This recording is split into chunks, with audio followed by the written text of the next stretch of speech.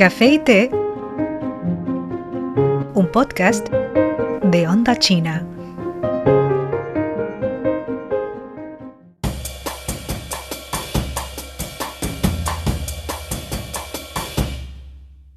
Hola, bienvenidas y bienvenidos a un nuevo programa del podcast Café y Té. Soy Pedro y me acompaña como siempre colega y amigo Sandy. No sé si a ti, Sandy, te ha pasado esto, pero últimamente abro el móvil por la mañana y las primeras noticias parecen auténticas alertas de emergencia. 40 grados en Francia, en países como Francia, España y Alemania. Y personas que pasan la noche en el suelo porque sus casas son demasiado calurosas para dormir. Y curiosamente, en medio de todo este panorama hay un protagonista inesperado, pero también paradójicamente quizá muy esperado para lidiar con el calor: el aire acondicionado.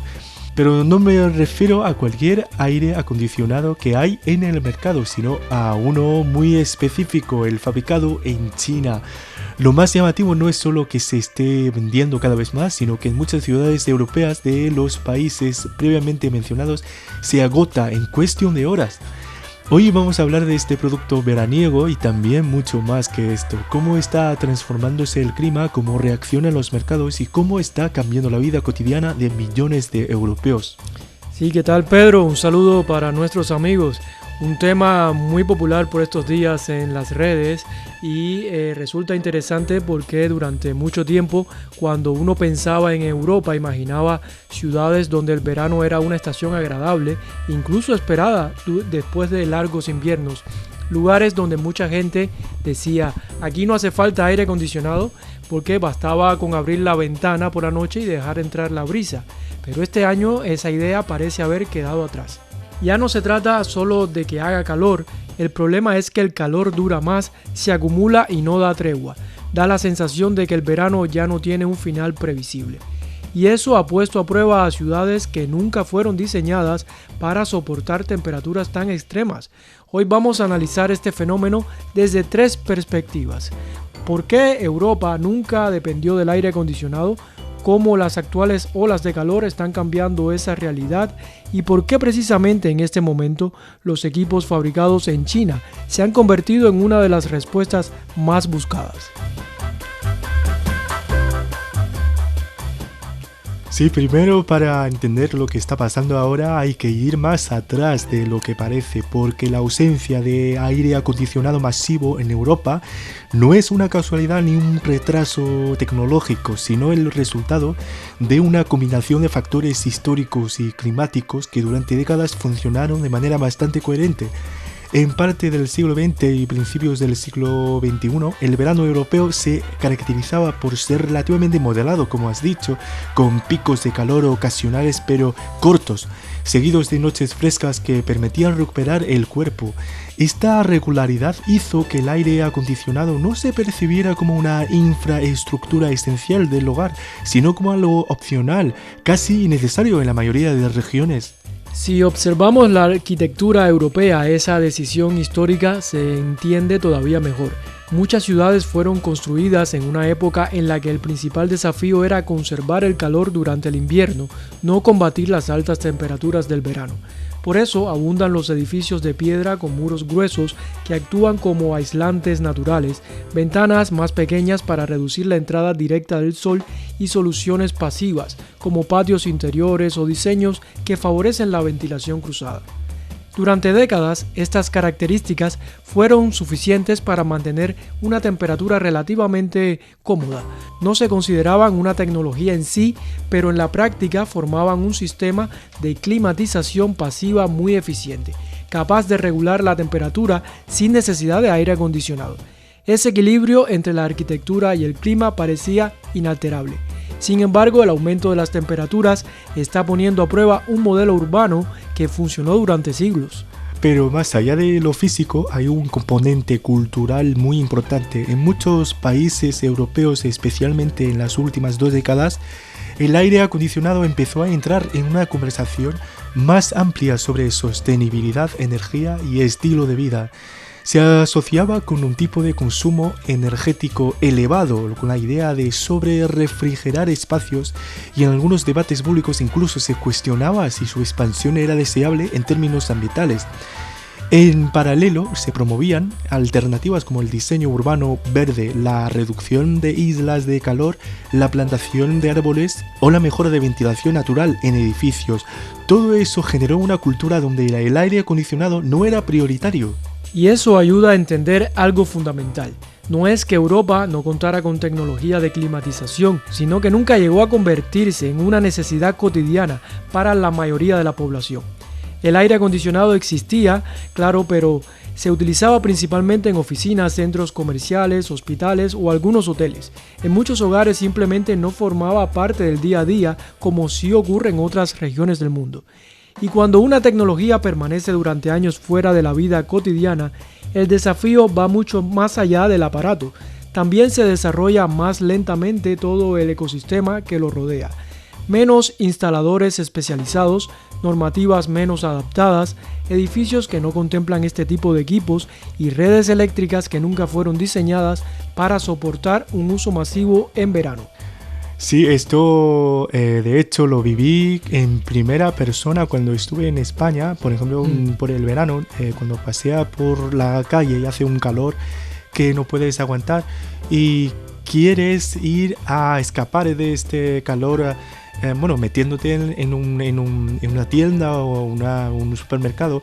Quizá en este supermercado sí hay aire acondicionado, pero si vas a entrar en una panadería, normalmente vas a ver que no hay aire acondicionado. En cambio, en esta parte del mundo, en Asia en general, cuando viajaba por ejemplo, Tailandia, que hace un calor también muy grande, ¿no? Que cuando te metes en una tienda, siempre el aire acondicionado funciona bastante bien. Entonces hay una diferencia y la gente toma su propia prioridad, ¿no?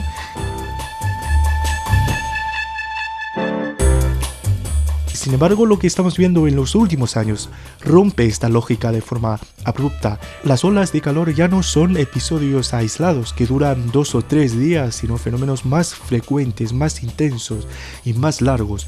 En países como Francia, Alemania, España o Italia, las temperaturas han superado repetidamente los 40 grados y lo más crítico es que no se trata solo del día, sino de la noche. Cuando la temperatura nocturna no baja lo suficiente, el cuerpo no logra recuperarse, el sueño se interrumpe y eso tiene efectos acumulativos sobre la salud física y mental. Y allí es donde el aire acondicionado deja de ser un objeto de confort para convertirse en algo mucho más estructural, pues el calor sostenido afecta no solo la comodidad individual, sino el funcionamiento de sistemas completos. Hospitales con más ingresos por golpes de calor, redes eléctricas bajo presión, transporte urbano afectado, productividad laboral reducida. De hecho, ayer vi justamente una enfermera de Francia hablando de eso, que tenía que operar en la UCI, trabaja en la UCI y el paciente tiene una fiebre y está sudadísimo y no hay aire acondicionado, los doctores también. Hay que hacer por ejemplo, una operación del cerebro, pero sudadísimo, que es una condición muy extrema y difícil de imaginar, ¿no? Y en este contexto la demanda de tecnología de climatización ya no es una preferencia, es una respuesta a un fenómeno ambiental que empieza a superar los límites de adaptación tradicionales y eso explica una reacción del mercado tan rápido. Y es que el clima, como mencionas, está cambiando muy rápido y un contraste inmenso. Yo recuerdo que a principios de este año en España lluvias muy fuertes y ahora en Europa un calor muy intenso. Además, entonces tenemos que adaptar la arquitectura a estas condiciones actuales. Y aquí en Asia, en China, por ejemplo, cuando hace también calor, pero cuando entras a cualquier sitio para refugiarte hay aire acondicionado. Entonces es como un escape a esa ola de calor. Y es que esta transformación no se vive de la misma manera en toda la sociedad. Hay personas mayores que han pasado décadas sin aire acondicionado y todavía lo consideran algo innecesario o incluso incómodo. En cambio, muchas familias jóvenes, especialmente en ciudades densas o en viviendas con poca ventilación, ya lo ven como una necesidad. Esa diferencia de percepción genera debates cada vez más frecuentes. Si realmente vale la pena instalarlo, si el aumento del consumo energético está justificado o si es una solución sostenible. Y en el fondo, lo que está en discusión no es solo una tecnología, sino la propia idea de lo que significa vivir con comodidad en un clima que ya no es el mismo.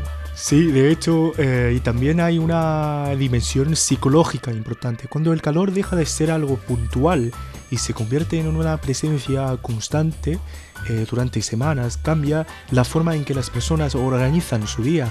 Actividades que antes se hacían al mediodía se trasladan a la noche, el descanso se vuelve más difícil y hasta la relación con el hogar cambia. La casa deja de ser automáticamente un refugio frente al calor y cuando eso ocurre la percepción del aire acondicionado también cambia. Deja de verse como un lujo y empieza a considerarse una forma de recuperar el control sobre el propio entorno.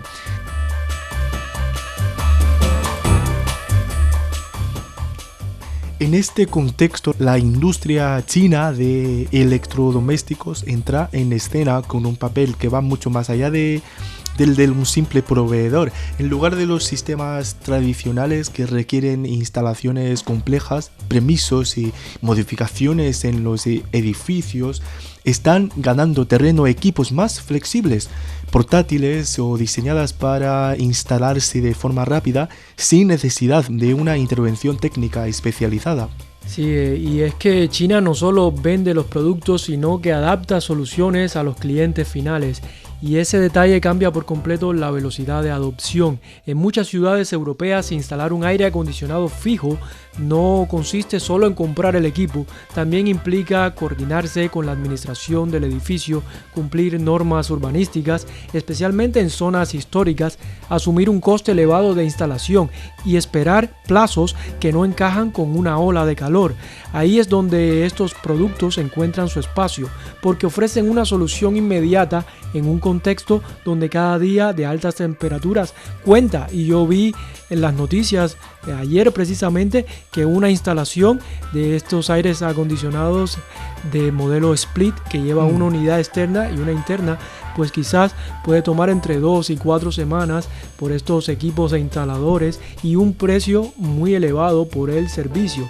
Entonces, vaya, es que el equipo, que supuestamente es lo más complicado, más caro de comprar, pasa a un segundo plano.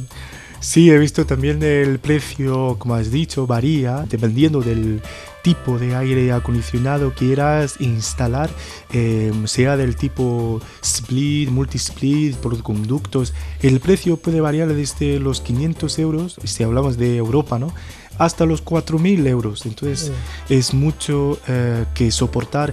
Y también el precio de la electricidad promedio es 3 veces más que, por ejemplo, el precio de China. Sí. Pues incluido muchos impuestos por la ecología. Entonces es mucho para la gente normal, para asumir esta responsabilidad. Y aquí un punto clave que a veces también se pierde en la discusión pública: no se trata solo de productos más baratos o de más exportaciones, sino de cómo el diseño de un producto puede adaptarse a una restricción estructural de otro mercado. En este caso, la restricción no es solo económica, sino arquitectónica y regulatoria. Bueno, arquitectónicamente, por ejemplo, fui de intercambio en España y la arquitectura, de hecho, sí, es muy vieja y muchos son construidos por ejemplo, con granito, que sí enfrenta no se puede alterar básicamente una vivienda con la renovación así fácilmente. Tienes que avisar al ayuntamiento, tienes que conseguir el permiso del casero, es mucho que pasar. Y cuando un producto logra adaptarse a estas condiciones, deja de ser simplemente un bien de consumo y se convierte en una solución funcional a un problema sistémico. Eso explica en parte por qué la demanda no solo existe, sino que crece de forma exponencial. Y esto también revela algo más amplio sobre el comercio global actual. La velocidad de adaptación empieza a ser tan importante como la escala de producción. Durante mucho tiempo el éxito industrial se medía por la capacidad de fabricar más, pero hoy, en un contexto de cambio climático acelerado, también cuenta la capacidad de reaccionar con rapidez a cambios inesperados en el comportamiento humano.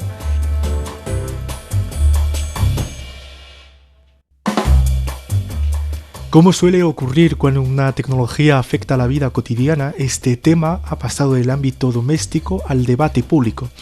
En Europa se discute si la expansión del aire acondicionado es una medida necesaria o si puede agravar el consumo energético en plena transición climática.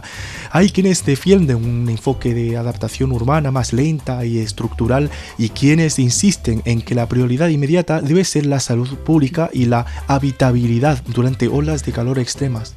Y este debate refleja una tensión más profunda entre dos formas de pensar el tiempo. Por un lado, las políticas urbanas y ambientales suelen planificarse a largo plazo, con estrategias que buscan transformar ciudades en décadas.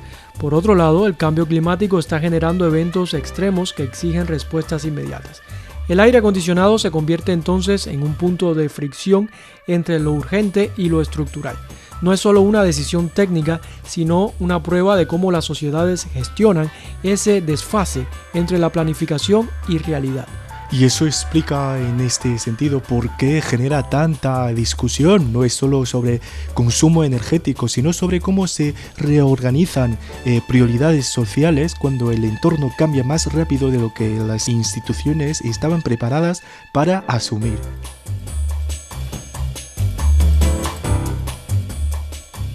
Hoy hablamos sobre un objeto que durante años parecía secundario, ahora está en el centro de conversaciones globales, y no porque haya cambiado el objeto en sí, sino porque ha cambiado el mundo alrededor.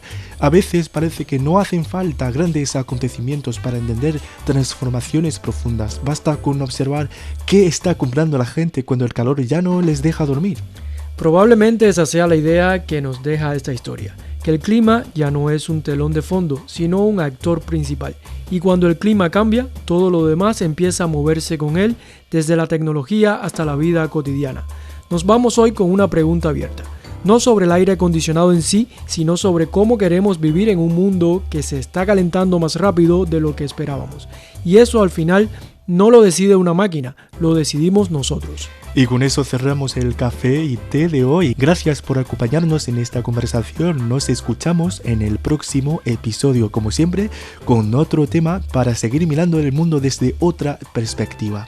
Hasta la próxima. Chao. Tormentas de ideas, perspectivas, opiniones y análisis. Descubre las nuevas tendencias de las redes sociales. Adéntrate en la cultura, la moda y los temas candentes que moldean el panorama social en China. Café y té, tu dosis de entretenimiento e información.